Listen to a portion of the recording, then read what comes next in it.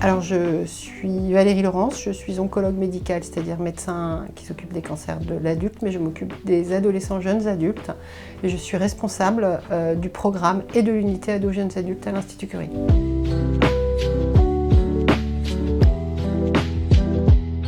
L'humain, rencontrer des ados et puis aussi des adultes, parce que je m'occupe aussi d'adultes, pouvoir les aider, apporter la compétence, travailler en équipe, apprendre.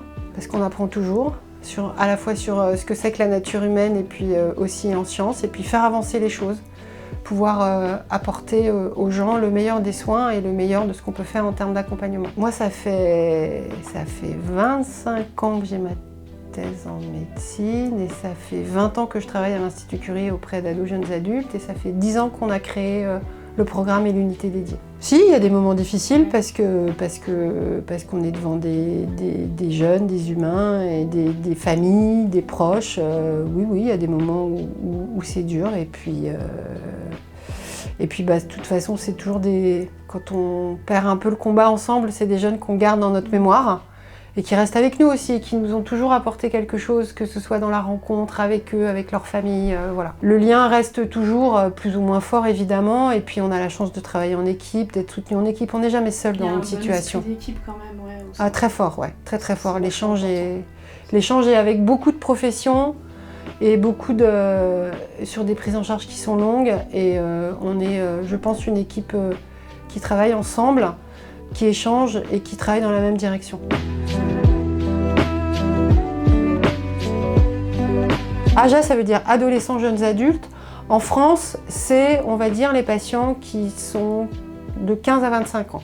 C'est tout ce qui est entrer dans l'adolescence et puis aller jusqu'au jeune adulte, apprendre à devenir autonome, grandir, tout ce passage entre l'enfance et l'âge adulte, qui peut être un peu étendu dans le temps, après 25 ans, selon les âges. Un peu, on va tous penser au modèle Tanguy, mais pas forcément ça.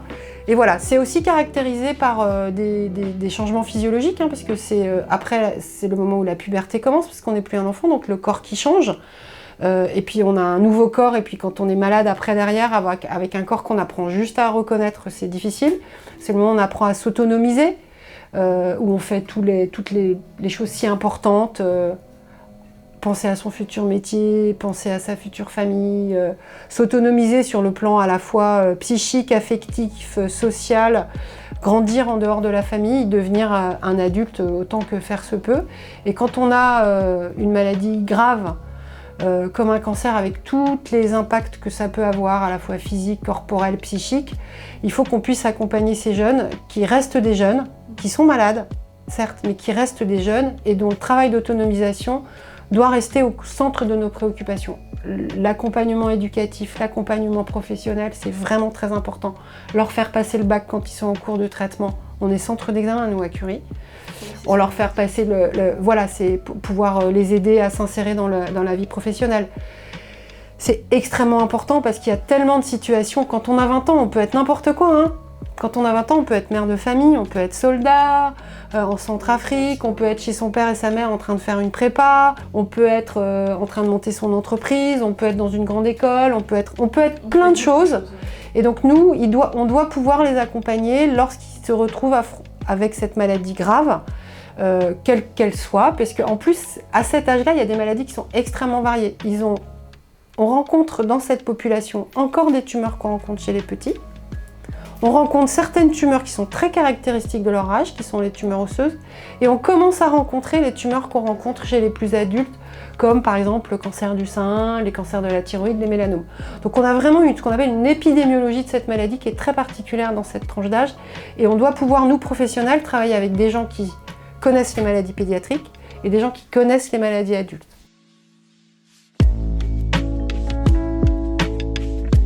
Il y a quelques cancers très spécifiques qui sont liés à des prédispositions génétiques. Dans certains cancers très courants, il y a 5 à 10% de formes qui sont liées à des prédispositions génétiques. Mais probablement on découvrira dans le temps plus de prédispositions génétiques qu'on en a déjà. Mais dans cet âge-là, ce n'est pas la chose prédominante. C'est sûr que quand on a un cancer du sein, quand on a 20 ans, il faut chercher une prédisposition génétique, même si on n'a pas d'antécédents familiaux, plus que chez une femme de 50 ans qui a la même tumeur mais qui n'a pas d'antécédent familial.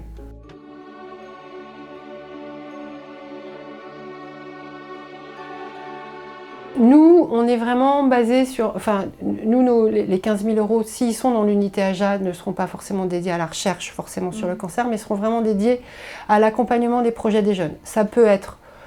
Alors, par exemple, ça peut nous aider à faire des projets comme des ateliers d'écriture, ça peut nous aider à faire des projets comme...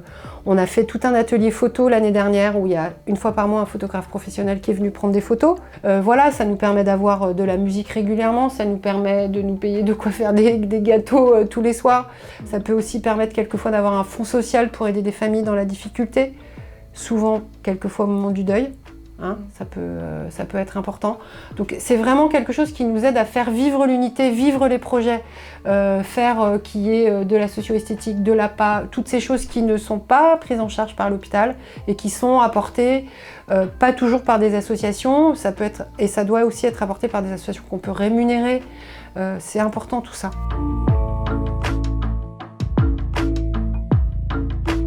Non.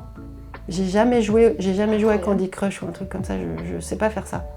J'ai des ados à la maison, donc forcément j'ai du jeu vidéo à la maison, là j'en ai beaucoup, mais je crois que je vois des manettes tout le temps chez moi, mais je n'y touche pas.